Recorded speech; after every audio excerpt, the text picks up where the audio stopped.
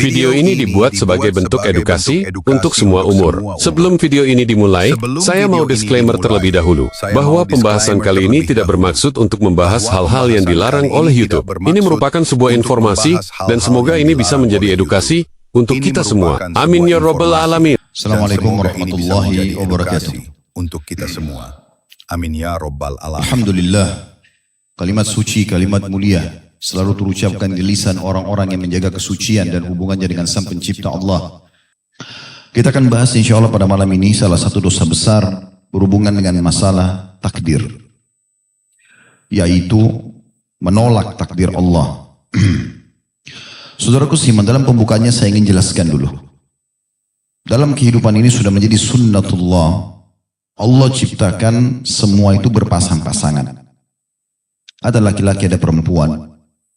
Ada kaya, ada miskin, ada muda, ada tua, ada hidup, ada mati, ada lapar, ada kenyang, ada sakit, ada sehat. Ini semua sunnatullah. Sebagaimana juga ada nikmat, ada cobaan, ada dunia, ada akhirat, ada surga dan neraka. Itu adalah sunnatullah. Kita kalau faham ini adalah sebuah sistem yang sudah Allah buat, kita akan mudah melalui kehidupan ini. Kenapa banyak orang di saat masa tuanya masuk dia nggak bisa terima? Karena dia tidak paham tentang sistem ini. Dia selalu memaksakan diri seakan-akan dia muda. Padahal sebenarnya mungkin sudah tidak layak tampil seperti masa mudanya dulu. Di umur 70 tahun, 80 tahun, dia mau tampil seperti apa? Dia mau samakan dengan anak umur 20 tahun, 30 tahun? Tidak mungkin. Sunnatullah, orang yang muda lebih kuat daripada orang yang tua, itu sudah umum. Kalau kita faham ternyata memang ada fase-fase itu, maka kita bisa menerima pada saat tua. Ya sudah, memang saya sudah tua. Selesai. Sederhana. Di saat kita sakit, kita bisa menerima. Memang ini pasangan. Sebagaimana kita sehat, akan ada sakit. Tidak ada orang semasa hidupnya nggak pernah sakit. Ada orang di sini nggak pernah sakit? Coba angkat tangan. Saya mau kasih mikrofon biar cerita deh. Saya 40 tahun nggak pernah sakit. Oh, Masya Allah. Nggak pernah flu, nggak pernah demam, nggak pernah sakit gigi, nggak pernah sakit kepala, nggak pernah keselio. Siapa, ada nggak? Nanti kita siapin hadiah yang besar. Sunnatullah. Kalau antum faham ini adalah sebuah sistem yang Allah sudah ciptakan. Di saat sakit kita santai saja, kita bisa terima.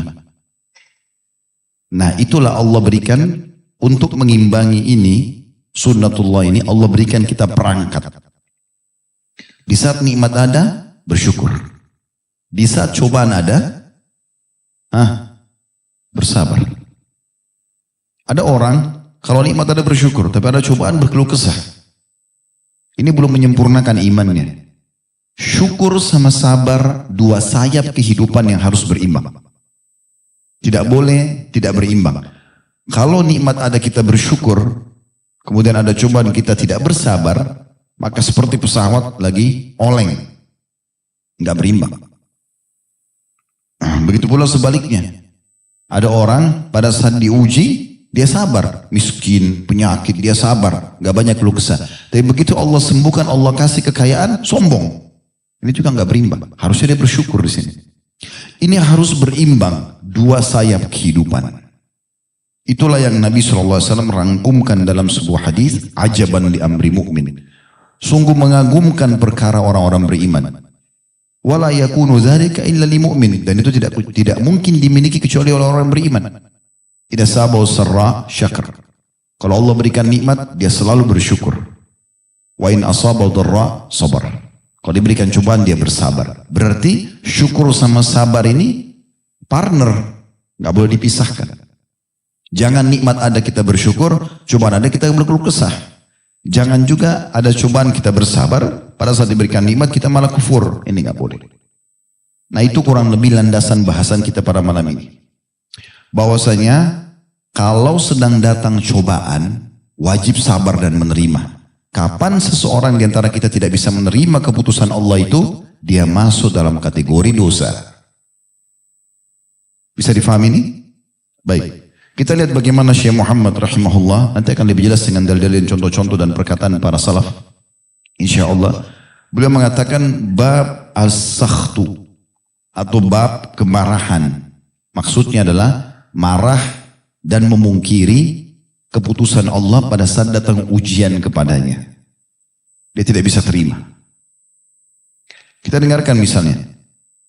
Beliau mengangkat dalil pertama surah At-Taghabun ayat 11. Di sini potongan ayat, "Wa may yu'min billahi yahdi qalbah." Barang siapa yang beriman kepada Allah, niscaya dia akan memberikan petunjuk kepada hatinya. Apa maknanya? Petunjuk kepada hatinya, petunjuk apa? Dengarkan, beliau mengatakan Alqamah rahimahullah berkata, "Huwa ar-rajulu tusibuhul musibatu faya'lamu annaha min 'indillahi fayarda wa yusallim." Artinya, yang dimaksud dengan Allah berikan petunjuk kepada hati orang beriman, ya, di sini bukan petunjuk untuk mengerjakan amal soleh. Dalam makna ayat ini, At-Taghabun ayat 11, beliau mengatakan, Al-Khamam mengatakan, yang dimaksud dengan ayat ini adalah seseorang yang ditimpa musibah, kemudian dia mengetahui bahwasanya musibah itu datang dari sisi Allah, maka dia ridha dan berserah diri. Ini poinnya. Contoh, teman-teman lagi tidur, bangun pagi, flu. Tidak usah keluh kesah, nggak ada gunanya. Karena keluh kesah tidak menghilangkan flu-nya. Ya. Apa yang terjadi? Alhamdulillah, Allah sedang uji saya. Oke, saatnya sekarang bersabar. Kemarin waktu sehat, bersyukur. Kan gitu. Maka di situ kita bisa menerima, kita ridho. Dikuatkan lagi dengan dalil-dalil yang lain. Bahwasanya semua jenis penyakit, semua jenis gangguan yang datang menimpa seorang mukmin akan jadi pembersihan dosa-dosanya. Ada beberapa dosa teman-teman tidak cukup dengan istighfar kita. Allah datangkan ujian kepadanya untuk membersihkan dosa-dosa tersebut. Penyakit kah, gangguan orang kah, orang utang tidak bayarlah. Ada saja tanpa sebab kita digibah, difitnah. Mungkin ada orang sampai tingkat disakiti. Bukankah Nabi SAW dilempari kotoran unta? Bukankah Nabi SAW dilemparin batu? Bukankah Nabi SAW dikatakan penyihir? Sampai Nabi SAW mengatakan, siapapun di antara kalian yang tertimpa musibah, ingat musibahku, maka akan meringankan musibah dia. Artinya beliau saja utusan Allah, dijaga oleh para malaikat, Allah awasin langsung, masih dilempari kotoran, masih dikatakan penyihir, ada ujian. Meninggal istrinya di masa hidupnya, SAW, meninggal anak-anaknya di masa hidup beliau. Jadi jangan antum baru digibah dengan satu orang, baru dua orang, sudah satu dunia tahu beritanya. Sakit flu satu kampung tahu kalau dia sakit. Kenapa nggak bisa nerima keputusan Allah SWT? Kalau orang lihat sakit, ya sakit. Tapi kita iklanin ke orang untuk apa? Sabar. Karena puncak pahala di situ. Ini bahasannya. Ya. Jadi makna surah At-Taghabun ayat 11, kata Al-Qamah adalah yang dimaksud dengan siapa yang beriman kepada Allah, Allah akan berikan petunjuk hatinya, adalah seseorang yang ditimpa musibah, lalu dia mengetahui bahwasanya musibah itu dari sisi Allah, lalu dia ridho dan berserah diri. Seburuk apapun yang sedang menimpa dia, yang paling pertama dia lakukan adalah menerima keputusan Allah itu dengan bersangka baik. Nanti akan lebih jelas step by step, antum ikutin, insya Allah nanti akan lebih paham. Ada riwayat yang diangkat oleh beliau. Kalau tadi perkataan Al-Qamah ditulis sini diambil dari tafsir Ibnu Jarir. Dalam tafsirnya jadi 28 ayat halaman 123.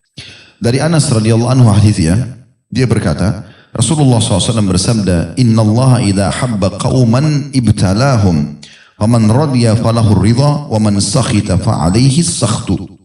Rawahu Tirmidzi wa hassanahu. Sesungguhnya Allah bila mencintai satu kaum, maka Allah akan menguji mereka. Allah datangkan penyakit, gangguan orang. Bayangkan ya, kalau Allah cinta pada satu kaum, Allah datangkan ujian. Nanti kita jelaskan apa hikmahnya. Sesungguhnya jika Allah mencintai satu kaum, maka Allah menguji mereka. Barang siapa yang ridho dengan ujian itu, tadi bangun tidur sakit, ya, jalan lagi ke seleo, digibah oleh orang, difitnah oleh orang, ada yang curi uangnya dan segala macam. Dia ridho, ya sudah, ini berarti keputusan Allah SWT. Sampai di ikhtiar tentunya, tapi dia menerima itu keputusan Allah. Maka baginya ridho. Allah akan ridho dengan dia, maksudnya Allah akan berikan dia jalan keluar, Allah akan berikan gantinya. Dan ini saksi bahasanya, dan siapa yang marah, maka baginya murkah. Marah, nggak bisa terima. Kok saya sakit sih? Kok hujan sih? Kok macet sih? Semuanya keluhan. Loh sekarang kalau dia ucapin begitu memang hilang tiba-tiba? Kan tidak mungkin. Kok bisa sendal saya dicuri? Terus dengan dia ucapin itu sendalnya kembali? Kan tidak. Ujian sedang datang. Ingat, passwordnya sabar. Sebagaimana kalau nikmat ada, bersyukur. Makin jelas ya? Sekarang dengarkan perkataan para salaf. Kita akan coba lihat di antaranya perkataan Ibnu Mas'ud radhiyallahu anhu. Statement yang luar biasa. Beliau mengatakan, terjemahnya kurang lebih, sesungguhnya Allah Ta'ala dengan keadilannya dan pengetahuannya. Allah Ta'ala, Allah yang maha tinggi dengan keadilan dan pengetahuannya telah menjadikan kegembiraan dan kebahagiaan di dalam keyakinan dan ridho. Dan Allah telah menjadikan rasa gundah dan sedih berada pada keraguan dan ketidakridhaan. Saya ulangi lagi, Allah dengan keadilan dan pengetahuannya telah menjadikan kegembiraan dan kebahagiaan dalam keyakinan dan ridho. Artinya kalau antum diuji sakit, diganggu orang, antum bisa menerima, Allah akan buat antum gembira dalam hidup. Karena antum ridho menerima itu. Tapi ingat ya, keridhaan dalam permasalahan seperti ini tetap ikhtiar. Sakit berobat, bukan berarti udahlah ini keputusan Allah sudah, saya sabar tidur aja, sembuh ya sembuh, nggak sembuh ya sudah. Enggak, bukan begitu. Ya.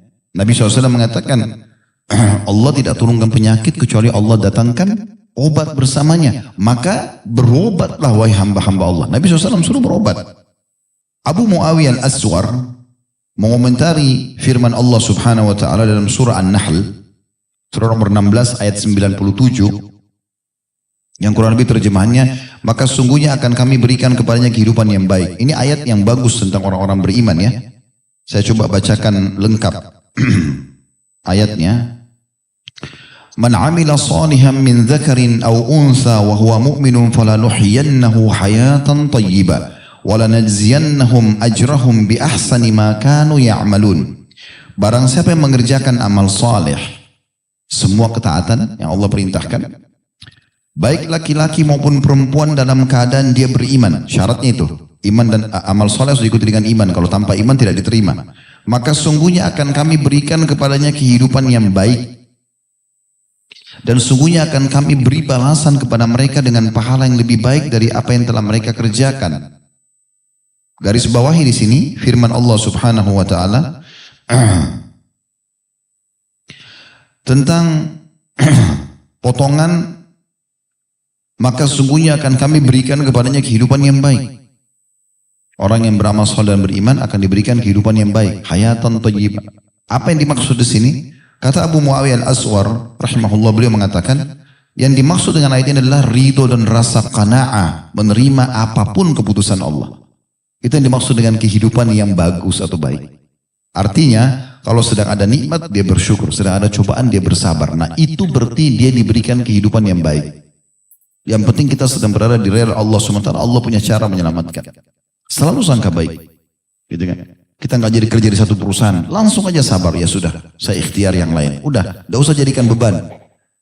Sa'id bin Musayyib rahimahullah mengatakan kalimat, saya telah bertemu sama satu kaum, maksudnya para sahabat Nabi ridwanullah alaihim, yang kalau mereka kehilangan apapun dari dunia ini, sebesar apapun di mata manusia secara umum, maka tidak ada nilainya di mata mereka.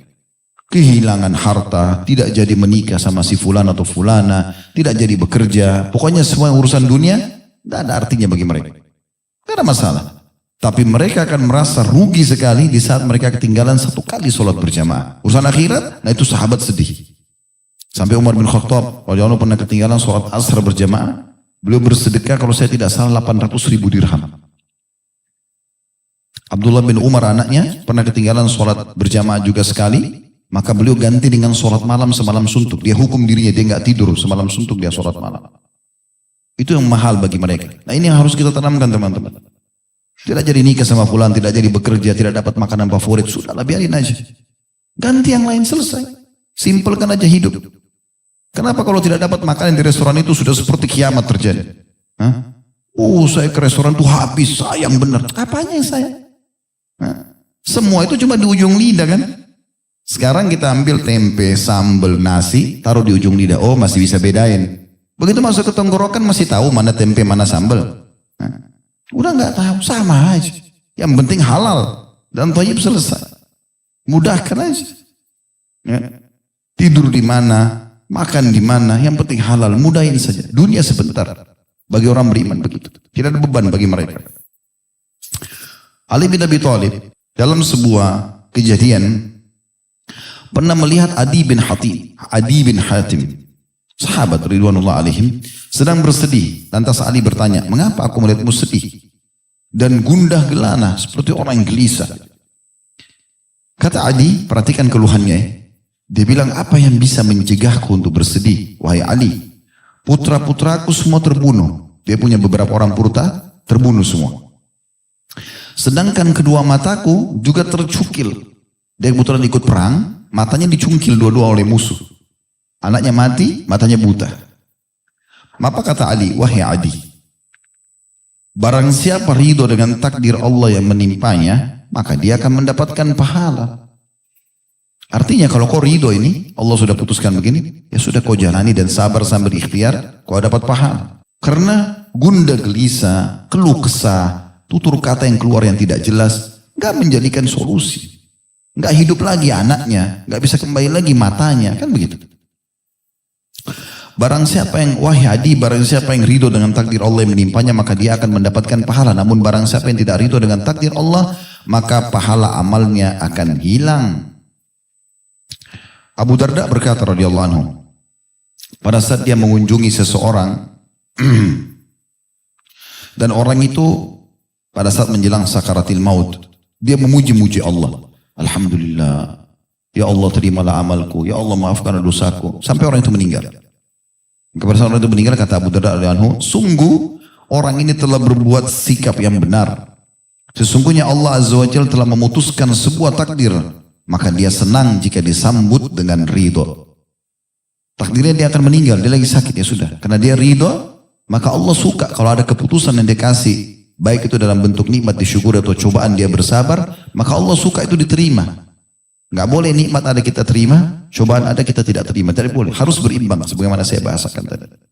Kapan antum tidak berimbangi, pungkiri cobaan Allah Subhanahu Wa Taala seakan-akan tidak bisa terima, maka disitulah dosa yang sedang kita bahas. Al-Hasan Basri rahimahullah berkata, barang siapa ridho terhadap apa yang dibagikan kepadanya, dari paras wajah, postur tubuh, warna kulit, bentuk mata, bentuk bibir, gigi, apalah, ya, kemudian pekerjaan, ibunya, orang tuanya, ayah ibunya, keadaannya semua pokoknya dia terima. Sambil dia ikhtiar, kalau itu ada masalah dia ikhtiar untuk mencari jalan keluarnya. Tapi dia terima dulu. Barang siapa ridho terhadap apa yang dibagikan kepadanya, maka Allah akan melapangkan dan memberikan berkah kepadanya pada apa yang dia terima. Dan barang siapa yang tidak ridho, maka Allah tidak akan melapangkan dan tidak memberikan berkah kepadanya untuk apa yang dia terima. Umar bin Abdul Aziz rahimahullah, seorang khalifah muslim yang masyhur, ya, sampai diberikan julukan Khalifah Rashidah yang kelima karena solehnya. Dia mengatakan, kurang lebih terjemahannya, tidak ada rasa gembira kecuali setelah merasakan takdir Allah dalam bentuk musibah. Saya ulangi, tidak ada rasa gembira yang harusnya muncul di hati seorang mukmin kecuali setelah merasakan takdir Allah dalam bentuk musibah. Lalu ditanya, apa menurutmu nyaman? Umar mengatakan, apa yang ditakdirkan oleh Allah Azza wa Jalla semuanya nyaman. Maksudnya kalau sedang ada ujian, justru orang mukmin disitulah puncak kegembiraan yang harus dia munculkan. Alhamdulillah, Allah masih uji saya. Ada bahkan sebagian salaf teman-teman, kalau berlalu 1 tahun tidak ada ujiannya, dia malah bersedih. Ada apa nih? Kok saya tidak diuji sama Allah? Apakah sakit? Apa gangguan orang? Karena dia merasa Allah kalau cinta Allah akan uji. Tadi saya janji akan sebutkan hikmahnya, subhanallah saya lupa. Hikmahnya adalah kalau musibah sedang datang, cobaan sedang datang teman-teman. Yang pertama adalah kita akan menyadari kalau ada Tuhan Allah yang mengatur kita. Karena kita mau nggak mau harus sakit pada saat itu. Harus ya terjatuh pada saat itu. Harus ditipu pada saat itu. Kita nggak bisa menghindar. Kan seringkali kalau orang nipu kita bilang, kok bisa ya dia lakukan? Kok tega ya? Tapi sudah terjadi. Allah datangkan sebab-sebabnya. Sebagai ujian bagi dia. Hikmahnya adalah kita jadi tahu kita punya Tuhan. Dan dengan itu kita mudah kembali kepadanya. Ya Allah, kembalikanlah. Ya Allah, mudahkanlah. Yang pertama. Yang kedua, orang kalau ditimpa musibah, ini adalah jalan yang paling pintas, kalau saya bahasakan jalan tol, untuk berada di atas ketaatan. Orang kalau lagi sakit, lagi ada ujian, susah buat maksiat. Orang buat maksiat itu pada saat lagi lapang. Lagi tenang, gak ada pekerjaan, gak ada tugas, ya udah ke karaoke, ke diskotik, buat maksiat, sibuk dengan tontonan gitu kan. Tapi kalau dia lagi ada cobaan, lagi demam, lagi merinding, diajak temannya, ayo ke diskotik, nggak bisa, udah mau mati nih. Nah, kan berhenti dari dosa kan? Karena orang kalau lagi ada ujian tidak bisa, lagi ada masalah di rumah tangganya, diajak apa-apa sama dia bisa dia tidak bisa konsentrasi. Sebenarnya itu cara terbaik meringkas umur dia di atas ketaatan, dan dia bisa kembali kepada Tuhan. Yang ketiga, dia akan mendapatkan derajat yang terbaik di dunia dan di akhirat dengan cobaan tersebut.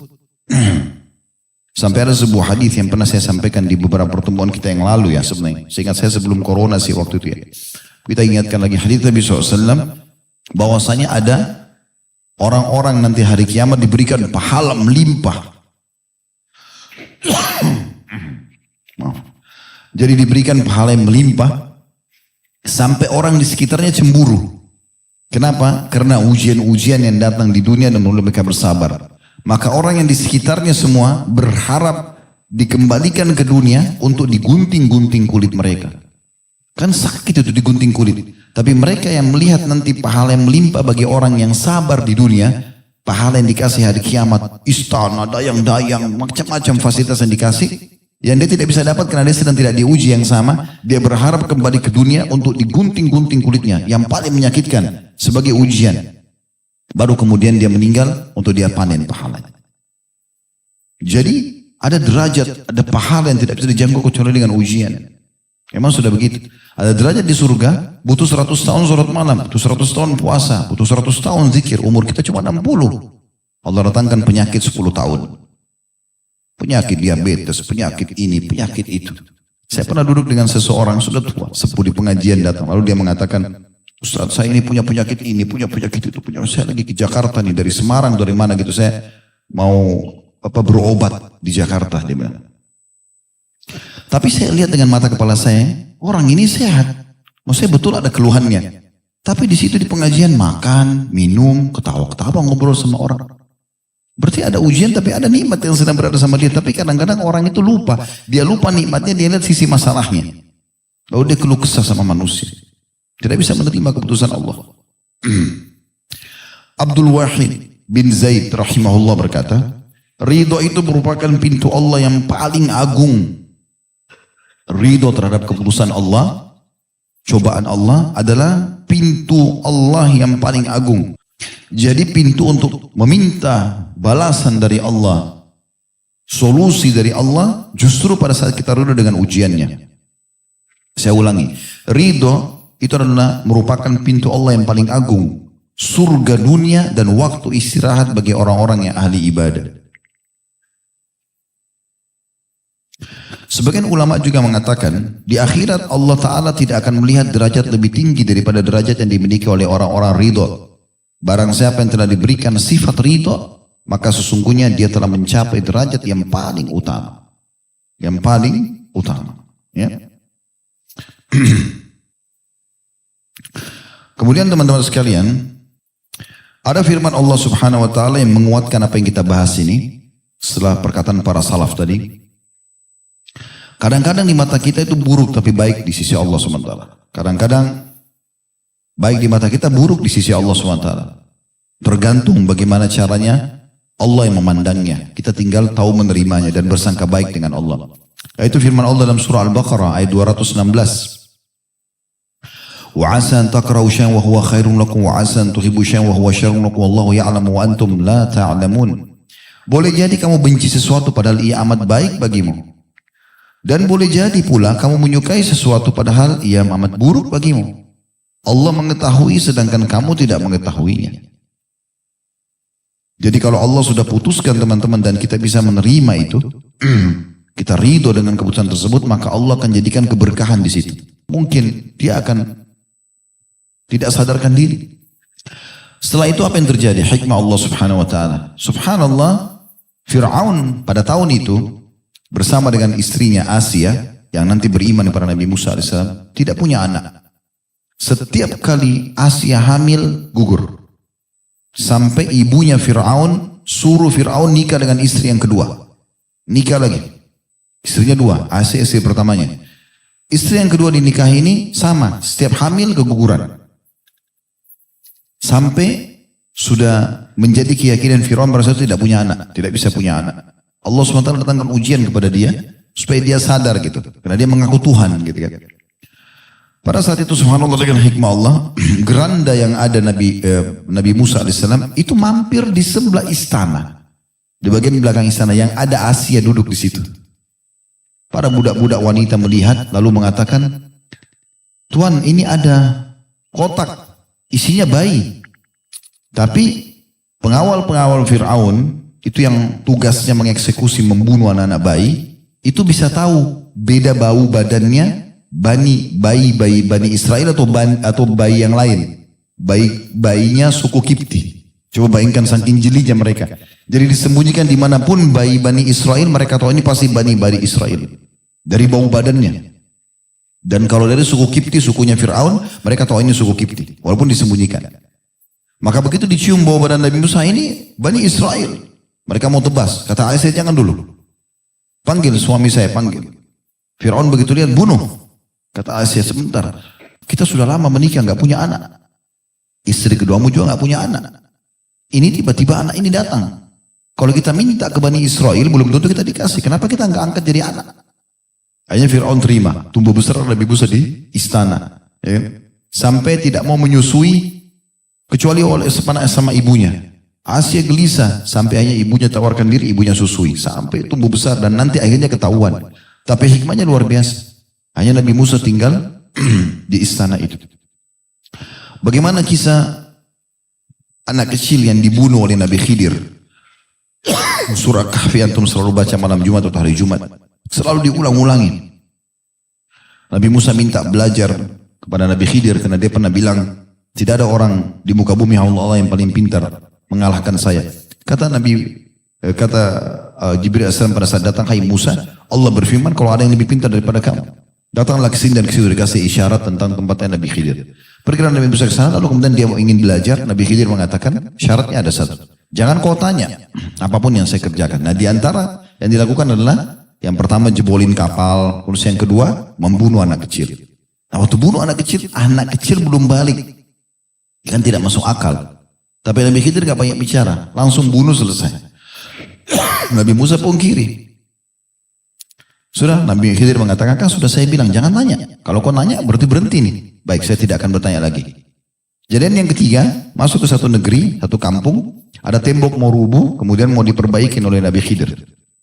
Nabi Musa mengatakan dia tidak tegur, cuma kasih masukan. Dia mengatakan, kan penduduk negeri ini tidak terima kita sebagai tamu. Kalau kau perbaikin tembok ini, mintalah supaya kita diberikan izin untuk tinggal di sini. Maka Nabi Khidir mengatakan, mulai sekarang kita pisah, gak bisa lagi. Karena kau bertanya, belum saya jelaskan. Syarat belajar itu. Dengarin dulu semua, nanti saya akan jelaskan. Maka baru dijelaskan. Kalau kapal yang saya bolongin itu, karena di situ ada raja-raja yang memang selalu mengambil kapal-kapal yang bagus. Kalau saya bolongin sedikit, dia lihat ada cacatnya, dia tidak akan ambil. Lain-lain ini kesian. Allah yang suruh itu, bukan saya. Nabi Musa tadi tidak paham. Kemudian anak kecil yang saya bunuh, karena anak kecil ini, nanti kalau dia besar, dia akan ajak orang tuanya kufur. Sementara ibu bapaknya orang saleh. Maka Allah perintahkan saya membunuhnya. Saya tidak berdosa karena Allah yang suruh anak kecil ini meninggal, belum balik, dan ayah ibunya akan digantikan anak yang saleh. Kalau tembok itu saya tidak minta balasan karena memang Allah yang suruh di bawah tembok itu, tembok itu pemiliknya anak yatim. Ayahnya waktu meninggal menanamkan harta di situ buat mereka. Jadi saya perbaikin tuh jangan sampai tembok itu rubuh, masyarakat berebut harta karun itu. Nanti kalau mereka sudah balik, baru Allah rubuhkan, mereka akan ambil hak mereka. Jadi hikmah-hikmah yang luar biasa terjadi di situ. Banyak sekali terjadi. Nah ini, dan ada sekian banyak kisah teman-teman sekalian berhubungan dengan masalah-masalah hal ini. Tapi ketahuilah, semua itu pasti dengan hikmah Allah subhanahu wa ta'ala, tinggal bagaimana kita bisa menerimanya. Allahu a'lam.